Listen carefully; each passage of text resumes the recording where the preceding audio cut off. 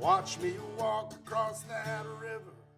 We continue to get opportunities, neither heroes nor ordinary people. When we put it up at the Globe, immediately the question from a lot of people at the Globe and elsewhere was, what are you doing next?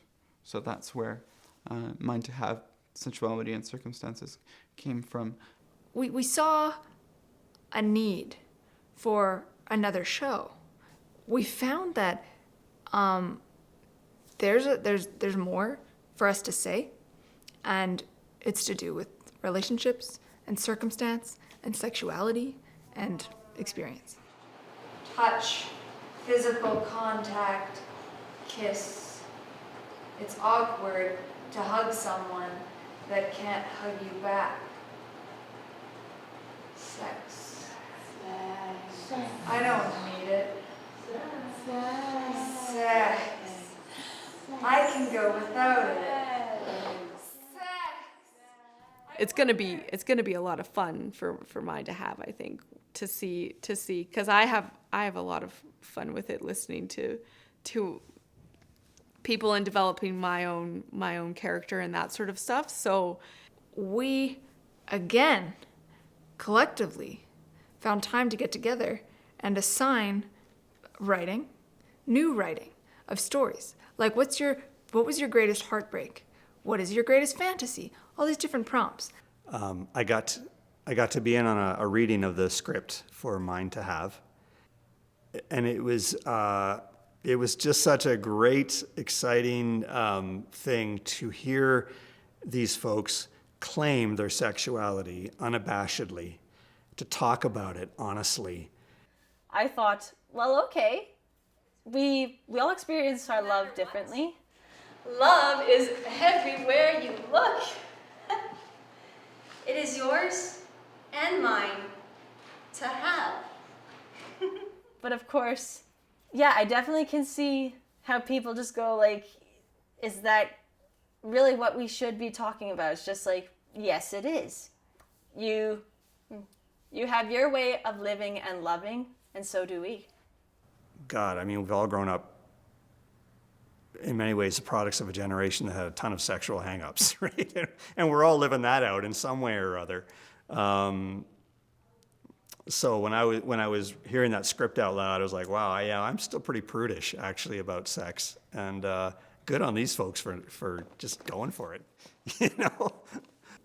And I was also really engaged with the vulnerability of doing a play like Mind to Have, like that intimacy, the vulnerability, the courage of talking about lived experience sexually, about intimacy, about relationships.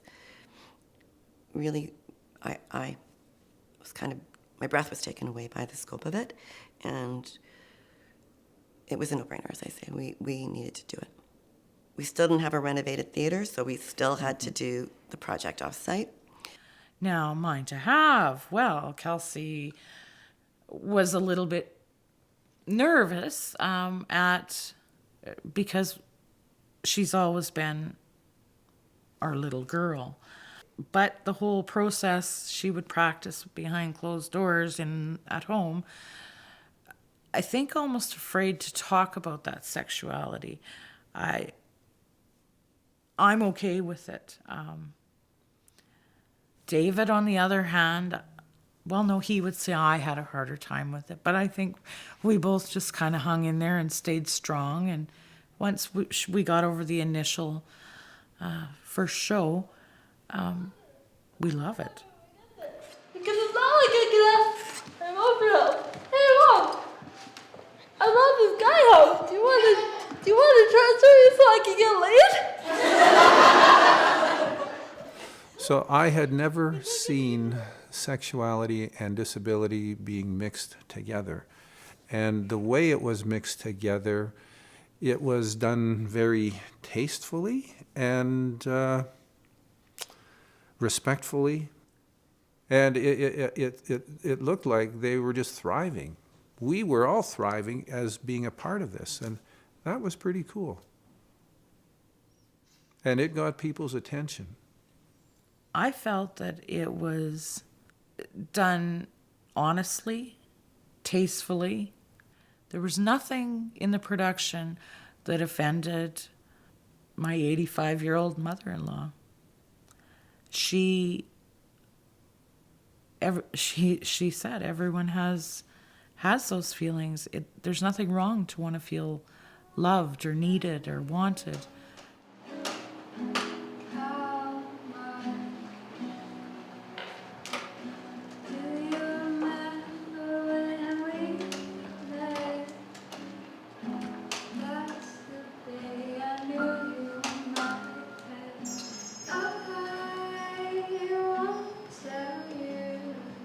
Another thing that is great is that it's delivered from their own voice. I mean, it's not described by someone else to explain themselves. They're designing and they're writing and even they're using their own voices, even when sometimes it's hard to hear or you know, like it's for the audience. There is also a demand of engagement that needs to happen, as in society for sure. Everyone, regardless of their mental or physical condition, is making their art within a particular context, and it's just their own. And that's what makes the art precious. You can never know what another human being's experience is. We are incredibly lonely beings who float around existing pretty much only between our own ears.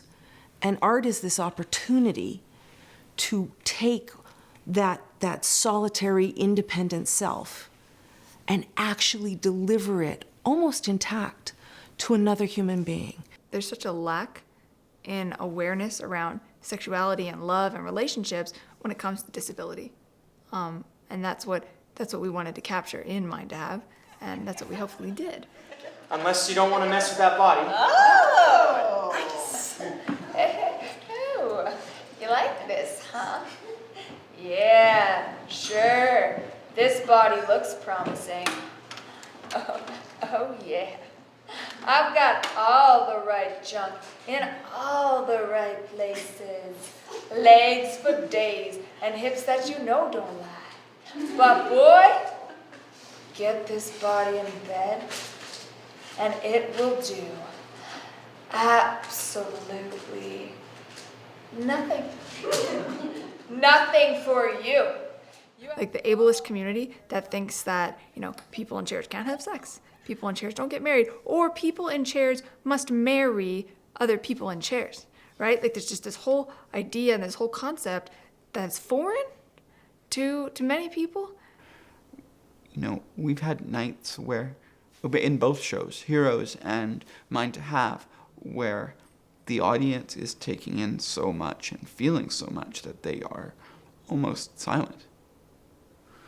There's a lot. And then we had one night of Mind to Have where it was just uproarious laughter after every scene. And you just go, the beauty of live performance is that you get to bring that energy. I'm in my first relationship with an able-bodied girl, and I'm scared shitless. I don't know how you people do it. Mind to Have has so much emotion in it that I could watch it 10 times and see it differently every time. Yeah. I mean, Mind to Have speaks to the right to be in one's own body and to have the feelings that you know, we are allowed to feel. Look down at your body and whisper, there is no home like you. We love the expressions of watching not just the company, but watching the crowds and the feedback. We've had a lot of people thank us for changing the way they think about people with disabilities, or the way they see people with disabilities. And hopefully that translates into the way they treat people with disabilities. I think Mind to Have is gonna strike up a bit more of like a